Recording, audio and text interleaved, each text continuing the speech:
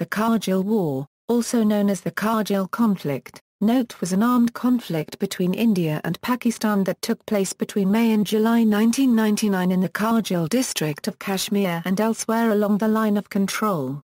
The conflict is also referred to as Operation Vijay, which was the name of the Indian operation to clear the Kargil sector. The cause of the war was the infiltration of Pakistani soldiers and Kashmiri militants into positions on the Indian side of the LOC, which serves as the de facto border between the two states.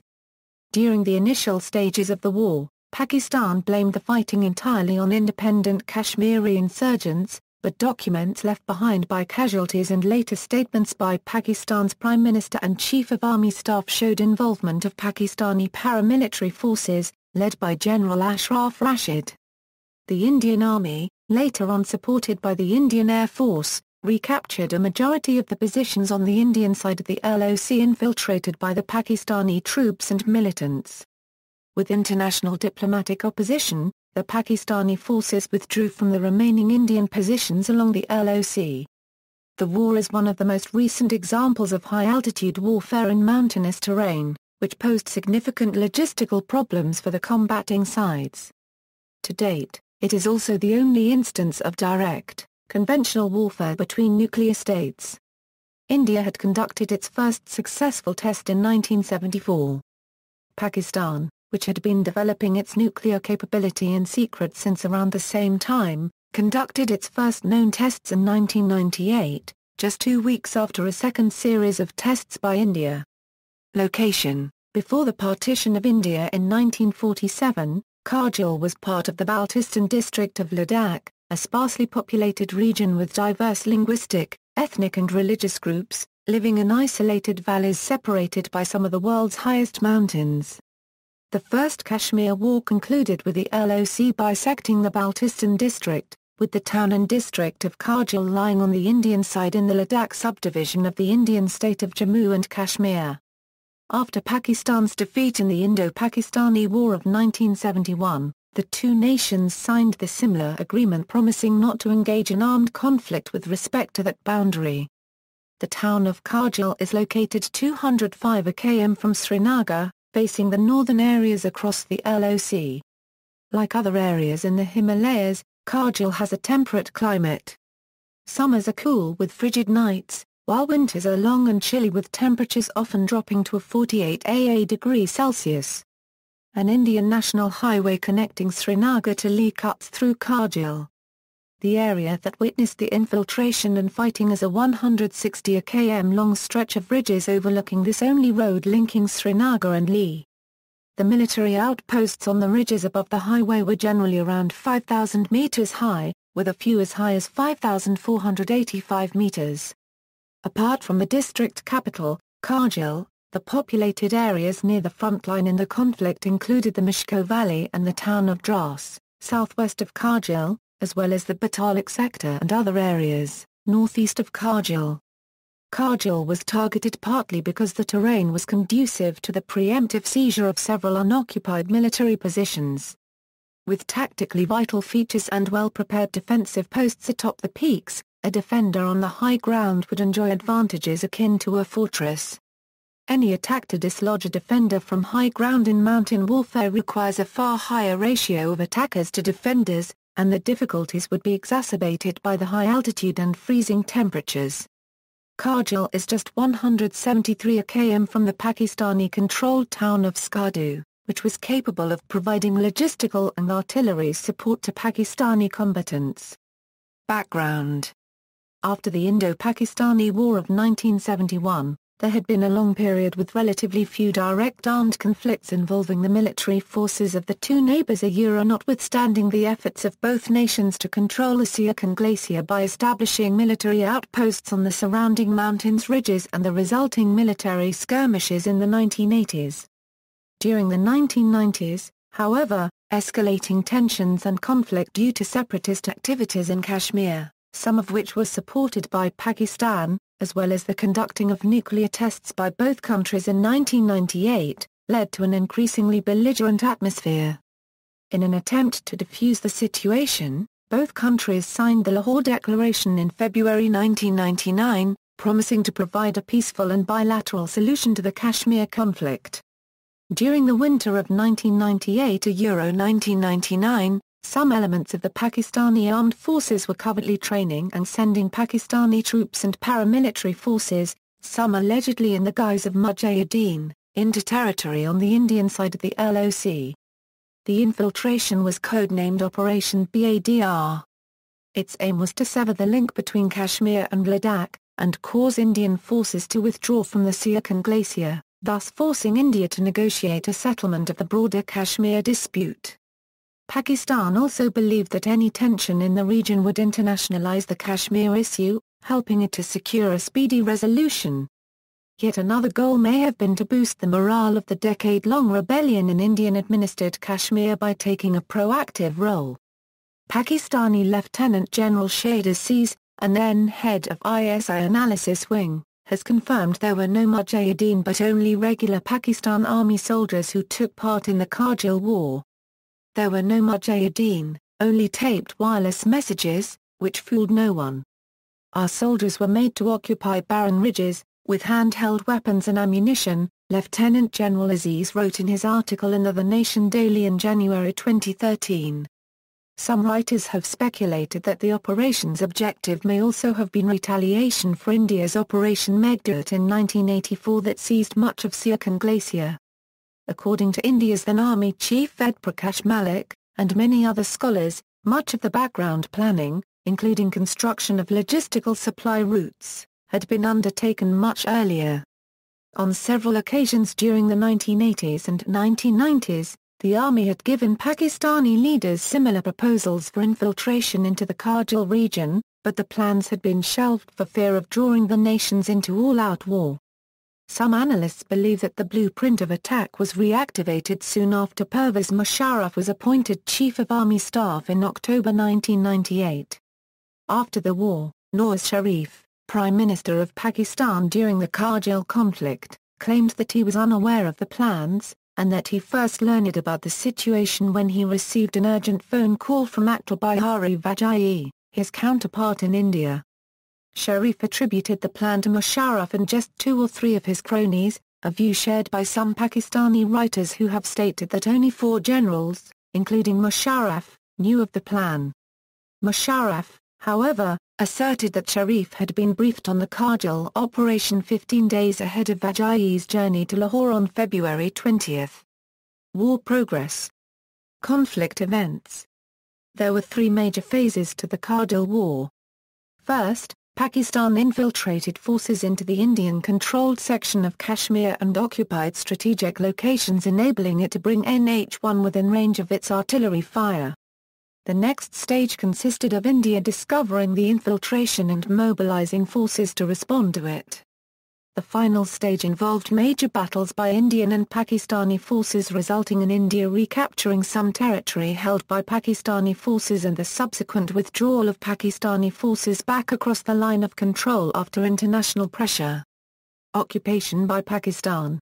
During the winter season, due to extreme cold in the snow-capped mountainous areas of Kashmir, it was a common practice for both the Indian and Pakistan armies to abandon some forward posts on their respective sides of the LOC and to reduce patrolling of areas that may be avenues of infiltration. When weather conditions became less severe, forward posts would be reoccupied and patrolling resumed. During February 1999, the Pakistan Army began to reoccupy the posts it had abandoned on its side of the LOC in the Kargil region, but also sent forces to occupy some posts on the Indian side of the LOC. Troops from the Elite Special Services Group as well as 4 to 7 battalions of the Northern Light Infantry covertly and overtly set up bases on the vantage points of the Indian-controlled region. According to some reports, these Pakistani forces were backed by Kashmiri guerrillas and Afghan mercenaries. Pakistani intrusions took place in the heights of the lower Mishko Valley, along the Marpola ridgeline in Dras, in Kaxa near Kargil, in the Batalik sector east of the Indus River, on the heights above of the Chorbatla sector where the LOC turns north, and in the Turtok sector south of the Siachen area. India discovers infiltration and mobilizes. Initially, these incursions were not detected for a number of reasons, Indian patrols were not sent into some of the areas infiltrated by the Pakistani forces, and heavy artillery fire by Pakistan in some areas provided cover for the infiltrators. But by the second week of May, the ambushing of an Indian patrol team led by Captain Saurabh Kalia, who acted on a tip-off by a local shepherd in the Batalik sector, led to the exposure of the infiltration. Initially, with little knowledge of the nature or extent of the infiltration, the Indian troops in the area assumed that the infiltrators were jihadis and claimed that they would evict them within a few days. Subsequent discovery of infiltration elsewhere along the LOC, and the difference in tactics employed by the infiltrators, caused the Indian Army to realize that the plan of attack was on a much bigger scale. The total area seized by the ingress is generally accepted to between 130 km² to €200 km². The Government of India responded with Operation Vijay, a mobilization of 200,000 Indian troops. However, because of the nature of the terrain, division and corps operations could not be mounted. Subsequent fighting was conducted mostly at the regimental or battalion level. In effect, two divisions of the Indian Army, numbering 20,000, plus several thousand from the paramilitary forces of India and the Air Force, were deployed in the conflict zone. The total number of Indian soldiers that were involved in the military operation on the Kargil War sector was thus close to 30,000. The number of infiltrators, including those providing logistical backup, has been put at approximately 5,000 at the height of the conflict. This figure includes troops from Pakistan-administered Kashmir who provided additional artillery support. The Indian Air Force launched Operation Safety Sagar in support of the mobilization of Indian land forces, but its effectiveness during the war was limited by the high altitude and weather conditions, which in turn limited bomb loads and the number of airstrips that could be used. Naval action. The Indian Navy also prepared to blockade the Pakistani ports to cut off supply routes under Operation Talwar. The Indian Navy's western and eastern fleets joined in the North Arabian Sea and began aggressive patrols and threatened to cut Pakistani Euro-unregistered trademark SE trade. Later, the then Prime Minister of Pakistan Nawaz Sharif disclosed that Pakistan was left with just 6 days of fuel to sustain itself if a full-scale war had broken out. India attacks Pakistani positions. The terrain of Kashmir is mountainous and at high altitudes. Even the best roads, such as National Highway 1D from Leh to Srinagar, are only 2 lanes. The rough terrain and narrow roads slowed traffic, and the high altitude, which affected the ability of aircraft to carry loads, made control of NH-1D a priority for India. From their observation posts, the Pakistani forces had a clear line of sight to lay down indirect artillery fire on NH-1D, inflicting heavy casualties on the Indians. This was a serious problem for the Indian Army as the highway was its main logistical and supply route. The Pakistani shelling of the arterial road posed the threat of Leh being cut off, though an alternative road to Leh existed via Himachal Pradesh. The infiltrators, apart from being equipped with small arms and grenade launchers, were also armed with mortars, artillery and anti-aircraft guns. Many posts were also heavily mined, with India later stating to having recovered more than 8,000 anti-personnel mines according to an ICBL report. Pakistan's reconnaissance was done through unmanned aerial vehicles and ANTPQ-36 Firefinder radars supplied by the U.S. The initial Indian attacks were aimed at controlling the hills overlooking NH-1D, with high priority being given to the stretches of the highway near the town of Kargil. The majority of posts along the line of control were adjacent to the highway, and therefore the recapture of nearly every infiltrated post increased both the territorial gains and the security of the highway. The protection of this route and the recapture of the forward posts were thus ongoing objectives throughout the war. The Indian Army's first priority was to recapture peaks that were in the immediate vicinity of NH-1D. This resulted in Indian troops first targeting the Tiger Hill and Tolaling complex Indras, which dominated the Srinagar-Leh route. This was soon followed by the Batalik-Turtok subsector which provided access to Siachen Glacier.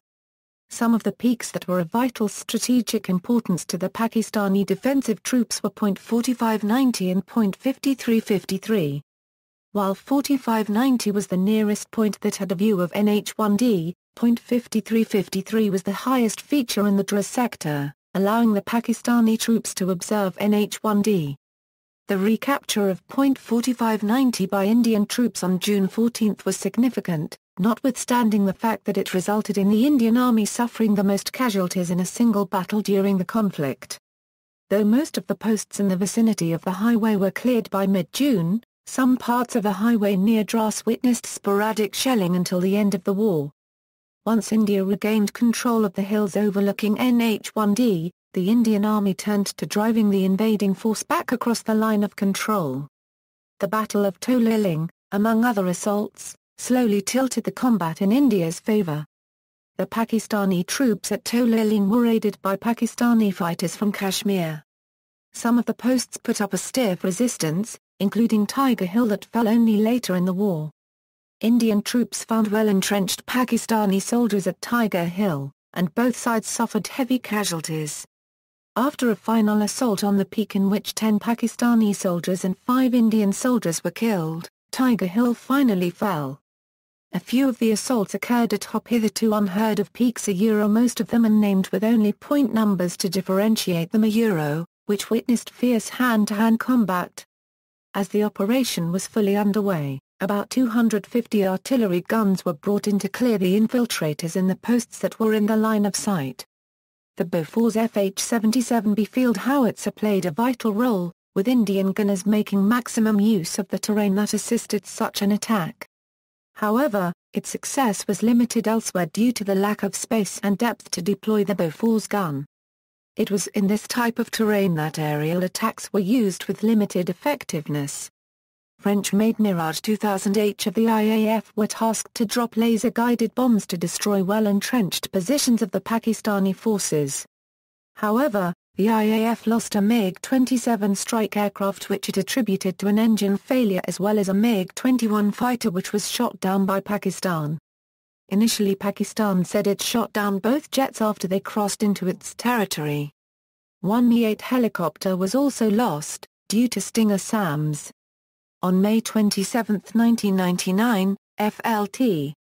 Lieutenant Nashai Ketar developed engine trouble in the Batalik sector and bailed out of his craft. SQNLDR Jar went out of his way to locate his comrade but was shot down by a shoulder-fired Stinger missile. According to reports, he had bailed out of his stricken plane safely but was apparently killed by his captors as his body was returned riddled with bullet wounds. In many vital points, neither artillery nor air power could dislodge the outposts manned by the Pakistani soldiers, who were out of visible range. The Indian Army mounted some direct frontal ground assaults which were slow and took a heavy toll given the steep ascent that had to be made on peaks as high as 18,000 feet. Since any daylight attack would be suicidal, all the advances had to be made under the cover of darkness, escalating the risk of freezing. Accounting for the wind chill factor, the temperatures were often as low as a 15 degrees Celsius to 11 degrees Celsius near the mountain tops. Based on military tactics, much of the costly frontal assaults by the Indians could have been avoided if the Indian military had chosen to blockade the supply route of the opposing force, virtually creating a siege.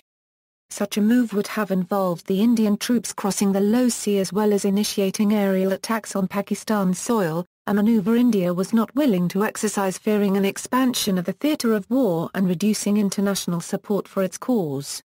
2 months into the conflict, Indian troops had slowly retaken most of the ridges that were encroached by the infiltrators. According to official count, an estimated 75% to 80% of the intruded area and nearly all high ground was back under Indian control. Withdrawal and final battles. Following the outbreak of armed fighting, Pakistan sought American help in de-escalating the conflict. Bruce Riddle, who was then an aide to President Bill Clinton, reported that U.S. intelligence had imaged Pakistani movements of nuclear weapons to forward deployments for fear of the Kargil hostilities escalating into a wider conflict. However, President Clinton refused to intervene until Pakistan had removed all forces from the Indian side of the line of control.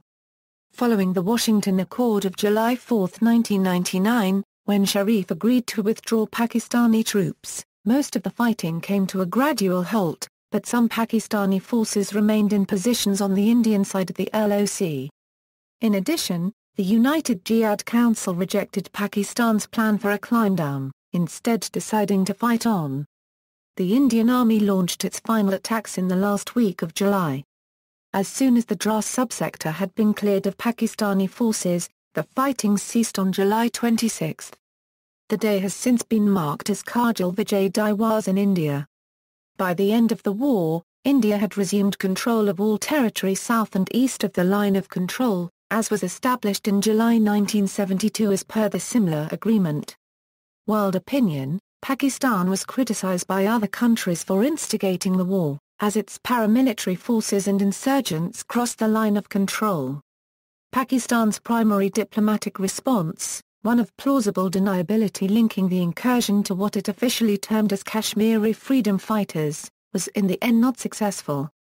Veteran analysts argued that the battle was fought at heights where only seasoned troops could survive, so poorly equipped freedom fighters would neither have the ability nor the wherewithal to seize land and defend it. Moreover, while the army had initially denied the involvement of its troops in the intrusion, 2 soldiers were awarded the Nishan-e-Haider. Another 90 soldiers were also given Gallantry awards, most of them posthumously, confirming Pakistan's role in the episode. India also released taped phone conversations between the army chief and a senior Pakistani general where the latter is recorded saying, "The scruff of the militants' necks is in our hands," although Pakistan dismissed it as a total fabrication. Concurrently, Pakistan made several contradicting statements, confirming its role in Kargil, when it defended the incursions saying that the LOC itself was disputed. Pakistan also attempted to internationalize the Kashmir issue, by linking the crisis in Kargil to the larger Kashmir conflict but, such a diplomatic stance found few backers on the world stage.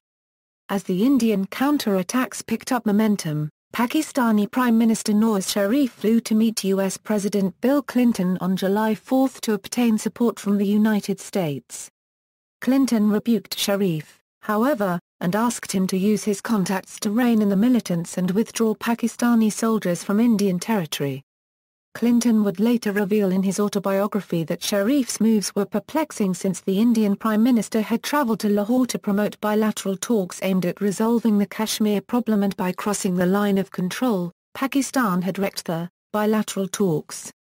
On the other hand, he applauded Indian restraint for not crossing the low sea and escalating the conflict into an all-out war. G8 nations supported India and condemned the Pakistani violation of the LOC at the Cologne summit. The European Union also opposed Pakistan's violation of the LOC. China, a longtime ally of Pakistan, insisted on a pull-out of forces to the pre-conflict positions along the low sea and settling border issues peacefully. Other organizations like the ASEAN Regional Forum too supported India's stand on the inviolability of the LOC. Faced with growing international pressure, Sharif managed to pull back the remaining soldiers from Indian territory. The joint statement issued by Clinton and Sharif conveyed the need to respect the line of control and resume bilateral talks as the best forum to resolve all disputes. Gallantry Awards, India. A number of Indian soldiers earned awards for gallantry: Grenadier Yojendra Singh Yadav, 18 Grenadiers, Param Vichakra, Lieutenant Manoj Kumar Pandey, 1/11 Gorkha Rifles, Param Vichakra, posthumous, Captain Vikram Batra, 13 JAK Rifles, Param Vichakra, posthumous, Rifleman Sanjay Kumar, 13 JAK Rifles, Param Vichakra, Captain Anuj Nair, 17 JAT Regiment, Mahavichakra, posthumous, Major Rajesh Singh Adhikari, 18 Grenadiers, Mahavichakra, posthumous, Major Saravanan, 1 Bahur, Vichakra, posthumous, Squadron Leader Ajay Ahuja, Indian Air Force, Vichakra, posthumous, Pakistan. 2 Pakistani soldiers received the Nishan-e-Haider, Pakistan's highest military gallantry award, Captain Karnal Shikan, Nishan-e-Haider, posthumous, Havald al-Alak Jan, Northern Light Infantry, Nishan-e-Haider, posthumous. Impact and influence of media. The Kargil War was significant for the impact and influence of the mass media on public opinion in both nations. Coming at a time of exploding growth in electronic journalism in India, the Kargil news stories and war footage were often telecast live on TV, and many websites provided in-depth analysis of the war. The conflict became the first live war in South Asia, and it was given such detailed media coverage that one effect was the drumming up of jingoistic feelings. The conflict soon turned into a news propaganda war, in which press briefings given by government officials of each nation produced conflicting claims and counterclaims. The Indian government placed a temporary news embargo on information from Pakistan, banning the telecast of the state-run Pakistani channel PTV and blocking access to online editions of the Dawn newspaper. The Pakistani media criticized this apparent curbing of freedom of the press in India, while India media claimed it was in the interest of national security. The Indian government ran advertisements in foreign publications including The Times and The Washington Post detailing Pakistan's role in supporting extremists in Kashmir in an attempt to garner political support for its position. As the war progressed, media coverage of the conflict was more intense in India than in Pakistan. Many Indian channels showed images from the battle zone in a style reminiscent of CNN's coverage of the Gulf War. Reasons for India's increased coverage included the greater number of privately owned electronic media in India compared to Pakistan and relatively greater transparency in the Indian media. At a seminar in Karachi, Pakistani journalists agreed that while the Indian government had taken the press and the people into its confidence, Pakistan had not. The print media in India and abroad was largely sympathetic to the Indian cause, with editorials in newspapers based in the West and other neutral countries observing that Pakistan was largely responsible for the conflict. Some analysts believe that Indian media, which was both larger in number and more credible, may have acted as a force multiplier for the Indian military operation in Kargil and served as a morale booster. As the fighting intensified, the Pakistani version of events found little backing on the world stage. This helped India gain valuable diplomatic recognition for its position. WMDs and the nuclear factor. Since Pakistan and India each had weapons of mass destruction, many in the international community were concerned that if the Kargil conflict intensified, it could lead to nuclear war. Both countries had tested their nuclear capability in 1998. Many pundits believed the tests to be an indication of the escalating stakes in the scenario in South Asia. When the Kargil conflict started just a year after the nuclear tests, many nations desired to end it before it intensified. International concerns increased when Pakistani Foreign Secretary Shamshad Ahmad made a statement on May 31 warning that an escalation of the limited conflict could lead Pakistan to use any weapon in its arsenal. This was immediately interpreted as a threat of nuclear retaliation by Pakistan in the event of an extended war, and the belief was reinforced when the leader of Pakistan's Senate noted, "The purpose of developing weapons becomes meaningless if they are not used when they are needed." Many such ambiguous statements from officials of both countries were viewed as warnings of an impending nuclear crisis where the combatants would consider use of their limited nuclear arsenals in tactical nuclear warfare in the belief that it would not have ended in mutual assured destruction, as could have occurred in a nuclear conflict between the United States and the USSR. Some experts believe that following nuclear tests in 1998, the Pakistani military was emboldened by its nuclear deterrent to markedly increase coercion against India. The nature of the India-Pakistan conflict took a more sinister turn when the United States received intelligence that Pakistani nuclear warheads were being moved towards the border. Bill Clinton tried to dissuade Pakistan Prime Minister Nawaz Sharif from nuclear brinkmanship, even threatening Pakistan of dire consequences.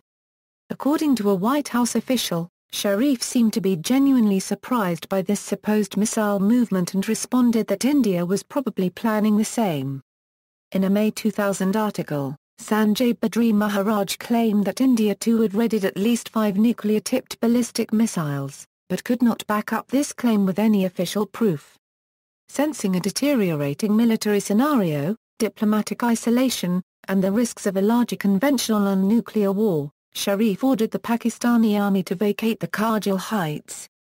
He later claimed in his official biography that General Pervez Musharraf had moved nuclear warheads without informing him. Recently, however, Pervez Musharraf revealed in his memoirs that Pakistan's nuclear delivery system was not operational during the Kargil War. Something that would have put Pakistan under serious disadvantage if the conflict went nuclear. The threat of WMD included chemical and even biological weapons. Pakistan accused India of using chemical weapons and incendiary weapons such as napalm against the Kashmiri fighters. India, on the other hand, showcased a cache of gas masks as proof that Pakistan may have been prepared to use non-conventional weapons. U.S. official and the Organization for the Prohibition of Chemical Weapons determined that Pakistani allegations of India using banned chemicals in its bombs were unfounded. Aftermath, India. From the end of the war until February 2000, the Indian stock market rose by more than 30%. The next Indian national budget included major increases in military spending. There was a surge in patriotism, with many celebrities expressing their support for the Kargil cause. Indians were angered by media reports of the death of pilot Ajay Ahuja, especially after Indian authorities reported that Ahuja had been murdered and his body mutilated by Pakistani troops. The war had produced higher than expected fatalities for the Indian military, with a sizable percentage of them including newly commissioned officers. 1 month after conclusion of the Kargil War, the Atlantique incident, in which a Pakistan Navy plane was shot down by India, briefly reignited fears of a conflict between the two countries. After the war, the Indian government severed ties with Pakistan and increased defence preparedness. India increased its defence budget as it sought to acquire more state-of-the-art equipment. Media reported about military procurement irregularities and criticism of intelligence agencies like Research and Analysis Wing, which failed to predict the intrusions or the identity number of infiltrators during the war. An internal assessment report by the armed forces, published in an Indian magazine, showed several other failings, including a sense of complacency, and being unprepared for a conventional war on the presumption that nuclearism would sustain peace. It also highlighted the lapses in command and control, the insufficient troop levels and the dearth of large-caliber guns like the Bofors. In 2006, retired Air Chief Marshal, A.Y. Tibnise, alleged that the Indian Army did not fully inform the government about the intrusions, adding that the Army Chief Ved Prakash Malik was initially reluctant to use the full strike capability of the Indian Air Force, instead requesting only helicopter gunship support. Soon after the conflict, India also decided to complete the project, previously stalled by Pakistan, to fence the entire LOC. The end of the Kargil conflict was followed by the 13th Indian general elections to the Lok Sabha, which gave a decisive mandate to the National Democratic Alliance government. It was re-elected to power in September–October 1999 with a majority of 303 seats out of 545 in the Lok Sabha. On the diplomatic front, Indo-US relations improved, as the United States appreciated Indian attempts to restrict the conflict to a limited geographic area. Relations with Israel, which had discreetly aided India with ordnance supply and Marta copyright rails such as unmanned aerial vehicles, laser-guided bombs, and satellite imagery also were bolstered. Kargil Review Committee. Soon after the war, the Atal Bihari Vajpayee government set up an inquiry into its causes and to analyze perceived Indian intelligence failures. The high-powered committee was chaired by eminent strategic affairs analyst K.S. Subramaniam and given powers to interview anyone with current or past associations with Indian security, including former prime ministers. The committee's final report led to a large-scale restructuring of Indian intelligence. It, however, came in for heavy criticism in the Indian media for its perceived avoidance of assigning specific responsibility for failures over detecting the Kargil intrusions. The committee was also embroiled in controversy for indicting Brigadier Surinder Singh of the Indian Army for his failure to report enemy intrusions in time, and for his subsequent conduct. Many press reports questioned or contradicted this finding and claimed that Singh had in fact issued early warnings that were ignored by senior Indian Army commanders and, ultimately, higher government functionaries. In a departure from the norm, the final report was published and made publicly available. Some chapters and all annexures, however, were deemed to contain classified information by the government and not released. K. Subramaniam later wrote that the annexures contained information on the development of India's nuclear weapons program and the roles played by Prime Ministers Rajiv Gandhi, P.V. Narasimha Rao and B.A.P. Singh. Pakistan. Faced with the possibility of international isolation, the already fragile Pakistan economy was weakened further. The morale of Pakistan forces after the withdrawal declined as many units of the Northern Light Infantry suffered heavy casualties. The government refused to accept the dead bodies of many officers, an issue that provoked outrage and protests in the northern areas. Pakistan initially did not acknowledge many of its casualties, but Sharif later said that over 4,000 Pakistani troops were killed in the operation. Responding to this, Pakistan President Pervez Musharraf said, "It hurts me when an ex-premier undermines his own forces," and claimed that Indian casualties were more than that of Pakistan. The legacy of Kargil War still continues to debated on Pakistan's news channels and television political correspondence, which Musharraf repeatedly appeared to justify the causes and preludes of the Kargil War. Many in Pakistan had expected a victory over the Indian military based on Pakistani official reports on the war, but were dismayed by the turn of events and questioned the eventual retreat. The military leadership is believed to have felt let down by the Prime Minister's decision to withdraw the remaining fighters. However, some authors, including Musharraf's close friend and former American CENTCOM Commander General Anthony Zinni, and former Prime Minister Nawaz Sharif, state that it was General Musharraf who requested Sharif to withdraw the Pakistani troops. In 2012, Musharraf's senior officer and retired Major General Abdul Majid Malik maintained that Kargil was a total disaster, and gave bitter criticism to General Musharraf, pointing out to the fact that Pakistan was in no position to fight India in that area. It was the Nawaz Sharif government that initiated the diplomatic process by involving the U.S. President Bill Clinton and got Pakistan out of the difficult scenario.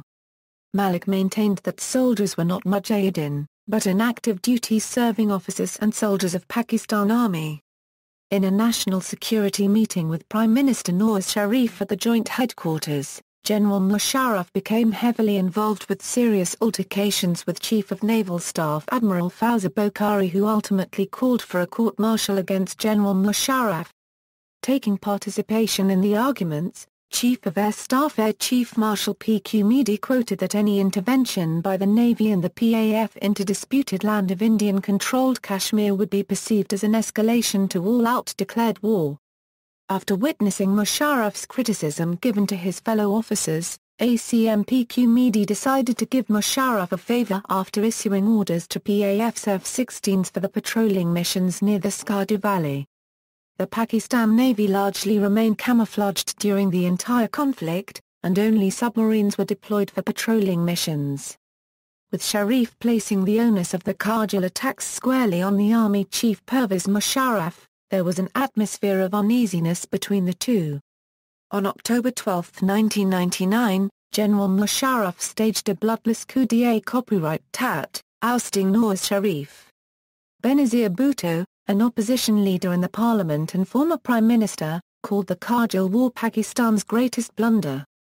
Many ex-officials of the military and the inter-services intelligence also believed that Kargil was a waste of time, and could not have resulted in any advantage on the larger issue of Kashmir. A retired Pakistan Army's Lieutenant General Ali Quli Khan lambasted the war as a disaster bigger than the East Pakistan tragedy, adding that the plan was flawed in terms of its conception, tactical planning and execution that ended in sacrificing so many soldiers. The Pakistani media criticized the whole plan and the eventual climb down from the Kargil heights, since there were no gains to show for the loss of lives and it only resulted in international condemnation. Despite calls by many, no public commission of inquiry was set up in Pakistan to investigate the people responsible for initiating the conflict. The Pakistan Muslim League published a white paper in 2006, which stated that Nawaz Sharif constituted an inquiry committee that recommended a court-martial for General Pervez Musharraf, but Musharraf stole the report after toppling the government, to save himself. The report also claims that India knew about the plan 11 months before its launch, enabling a complete victory for India on military, diplomatic and economic fronts. A statement in June 2008 by a former ZAC Corps commander and Director General of Military Intelligence at time, Lieutenant General Jamshed Gulzar said that, as Prime Minister, Nawaz Sharif was never briefed by the army on the Kargil attack, reignited the demand for a probe of the episode by legal and political groups. Though the Kargil conflict had brought the Kashmir dispute into international focus, which was one of Pakistan's aims, it had done so in negative circumstances that eroded its credibility, since the infiltration came just after a peace process between the two countries was underway. The sanctity of the LOC too received international recognition. President Clinton's move to ask Islamabad to withdraw hundreds of armed militants from Indian-administered Kashmir was viewed by many in Pakistan as indicative of a clear shift in U.S. policy against Pakistan. After the war, a few changes were made to the Pakistan Armed Forces. In recognition of the Northern Light Infantry's performance in the war, which even drew praise from a retired Indian LT general, the regiment was incorporated into the regular army. The war showed that despite a tactically sound plan that had the element of surprise, little groundwork had been done to gauge the politico-diplomatic ramifications. And like previous unsuccessful infiltrations attempts, such as Operation Gibraltar, which sparked the 1965 war, there was little coordination or information sharing among the branches of the Pakistani Armed Forces. One U.S. intelligence study is reported to have stated that Kargil was yet another example of Pakistan's grand strategy, repeating the follies of the previous wars. In 2013, General Musharraf's close collaborator and confidential subordinate Lieutenant General Shahid Aziz revealed to Pakistan's news televisions and electronic media that Kargil adventure was India-Unregistered trademark intelligence failure and Pakistan's miscalculated move. The Kargil operation was known only to General Parvez Musharraf and 4 of his close collaborators. Casualties. Pakistan Army losses have been difficult to determine. Pakistan confirmed that 453 soldiers were killed. The U.S. Department of State had made an early, partial estimate of close to 700 fatalities. According to numbers stated by Nawaz Sharif, there were over 4,000 fatalities. His PML party in its white paper on the war mentioned that more than 3,000 Mujahideens, officers and soldiers were killed. Another major Pakistani political party, the Pakistan People's Party, also says that thousands of soldiers and irregulars died. Indian estimates stand at 1,042 Pakistani soldiers killed. Musharraf, in his Hindi version of his memoirs, titled Agnipath, differs from all the estimates, stating that 357 troops were killed with a further 665 wounded. Apart from General Musharraf's figure on the number of Pakistanis wounded, the number of people injured in the Pakistan camp is not yet fully known, although they are at least more than 400 according to Pakistan Army's website. One Indian pilot was officially captured during the fighting, while there were 8 Pakistani soldiers who were captured during the fighting, and were repatriated on August 13, 1999. India gave its official casualty figures as 527 dead and 1,363 wounded. Kargil War Memorial, India. Kargil War Memorial, built by the Indian Army, is located in Dras, in the foothills of the Toliling Hill. The memorial, located about 5 km from the city centre across the Tiger Hill, commemorates the martyrs of the Kargil War. A poem Pushp Ki Abhilasha by Motilal Chaturvedi, a renowned 20th-century neo-romantic Hindi poet, is inscribed on the gateway of the memorial greets visitors. The names of the soldiers who lost their lives in the war are inscribed on the memorial wall and can be read by visitors. A museum attached to the Kargil War Memorial, which was established to celebrate the victory of Operation Vijay unregistered trademark, houses pictures of Indian soldiers, archives of important war documents and recordings, Pakistani war equipments and gear, and official emblems of the army from the Kargil War. A giant national flag, weighing 15 kg, was hoisted at the Kargil War Memorial to commemorate the 13th anniversary of India unregistered trademark's victory in the war. Kargil War in the arts. the brief conflict provided considerable dramatic material for filmmakers and authors in India. Some documentaries which were shot on the subject were used by the ruling party coalition, led by Bharatiya Janata Party, in furthering its election campaign that immediately followed the war.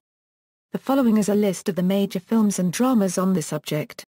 Lord John Marbury, 11th episode of the first season, depicts a fictionalized representation of the Kargil conflict. Pentagram's single, Price of Bullets, released in 1999, dealt with the Kargil War. LOC, Kargil, a Hindi movie which depicts many incidents from the war, was one of the longest in Indian movie history, running for more than 4 hours. Lakshya, another Hindi movie portraying a fictionalized account of the conflict. Movie critics have generally appreciated the realistic portrayal of characters. The film also received good reviews in Pakistan because it portrays both sides fairly. Sainika, the Kannada film directed by Mahesh Sakther, depicted the life of a soldier with Kargil War as one of the events. Starring C.P. Yogeshwar and Sakshi Shivanand. Dhoop, Hindi film, directed by National Award winner Ashwini Chaudhary, which depicted the life of Anuj Nair's parents after his death. Anuj Nair was a captain in the Indian Army and was awarded Mahavir Chakra posthumously. Om Puri plays the role of S.K. Nair, Anuj's father. Mission Fateh Real Stories of Kargil Heroes, a TV series telecast on Sahara Channel chronicling the Indian Army's missions. 50-Day War, a theatrical production on the war, directed by Amir Reza Hussain, the title indicating the length of the Kargil conflict. This was claimed to be the biggest production of its kind in Asia, budget of Rs 1.5 crore, involving real aircraft and explosions in an outdoor setting. Kurukshetra, a Malayalam film directed by a former Indian Army Major Ravi based on his experience of Kargil War. Laga, a Pakistani film drama based on the armed intrusions and struggle of Pakistan Army soldiers in the conflict. Kargil Cartoons, 1999, with the support of the cartoons of 8 leading cartoonists, Shkagurara compiled a collection of cartoons dedicated to the Indian Defence Forces. He also coordinated Kargil Cartoons, the solidarity gesture of drawing on-the-spot cartoons of army men who passing through the New Delhi railway station on their way to Kargil. The cartoons on Kargil War were later exhibited at the Lalit Kala Academy, New Delhi. July 25, 31, 1999, followed by the chain exhibition of cartoons at Jaipur, Chandigarh, Patna and Indore. Stumped, a film expressing the mixed emotions of 1999 Cricket World Cup celebrations and mourning associated with individuals' casualty in the Kargil War. Many other movies like Tango Charlie drew heavily upon the Kargil episode, which still continues to be a plot for mainstream movies, with the Malayalam movie Kirthi Chakra. The impact of the war in the sporting arena was visible during the India-Pakistan clash in the 1999 Cricket World Cup, which coincided with the Kargil timeline. The game witnessed heightened passions and was one of the most viewed matches in the tournament. Notes. Footnotes. See also, Gudiyar, Kargil War victim. References, Asymmetric Warfare in South Asia, The Cause and Consequences of the 1999 Limited War in Kargil, the CCC Kargil Project. Kargil Conflict, Limited Conflict under the Nuclear Umbrella, War in Kargil PDF download, Essay on the Outcomes of the Kargil War, Stephen P. Cohen. The Idea of Pakistan. Brookings Institution Press. ISBN A0-8157-1502-1, Kargil Review Committee. From Surprise to Reckoning, the Kargil Review Committee Report. Sage Publications. ISBN A0-7619-9466-1, Limited War with Pakistan, Will It Secure India's Interests? ACDIS Occasional Paper by Subhachandran, published 2004 by Program in Arms Control, Disarmament, and International Security, University of Illinois. An Analysis of the Kargil Conflict 1999, by Shaukat Kadir, a USI Journal, April 2002, VP Malik. Kargil. From Surprise to Victory. HarperCollins, New Delhi, India. Further reading, Indian Literature on Kargil War, M.K. Akbar. Kargil Cross-Border Terrorism. South Asia Books. ISBN A81-7099-734-8. Amarinder Singh. A Ridge Too Far, War in the Kargil Heights 1999. Motibar Palace, Patiala. A Scene, B0006E8KKWR, Jasjit Singh. Kargil 1999, Pakistan's Fourth War for Kashmir. South Asia Books. ISBN A81-86019-22-7. J.N. Durgzit. India Pakistan in War and Peace. Books Today.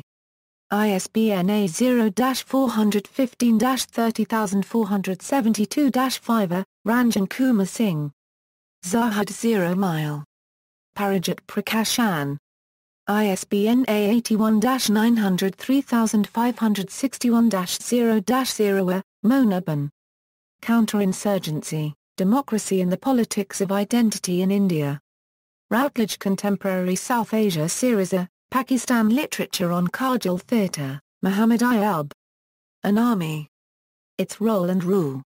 Rosa Dogbooks, Pittsburgh, Pennsylvania, USA.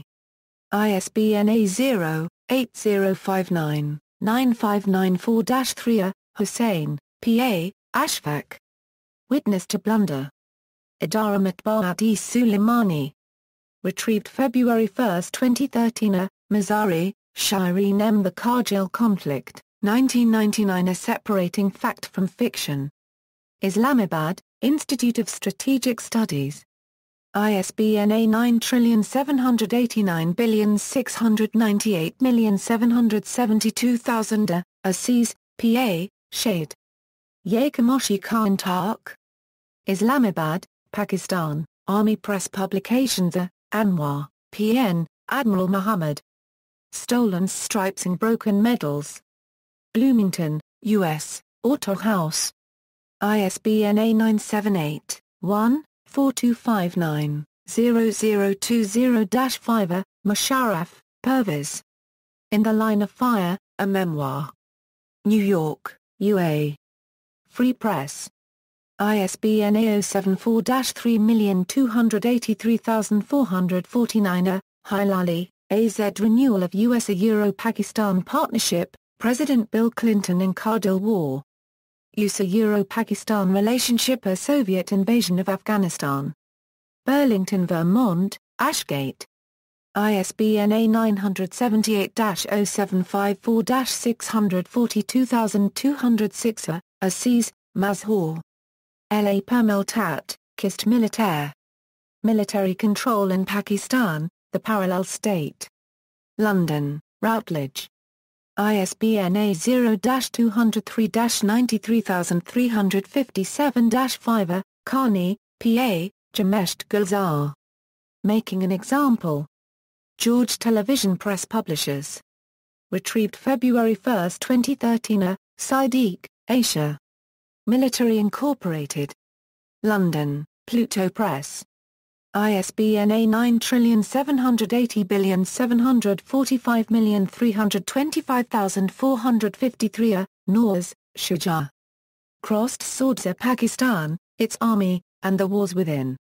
Karachi, Oxford University Press. ISBN A9780195476606. External links.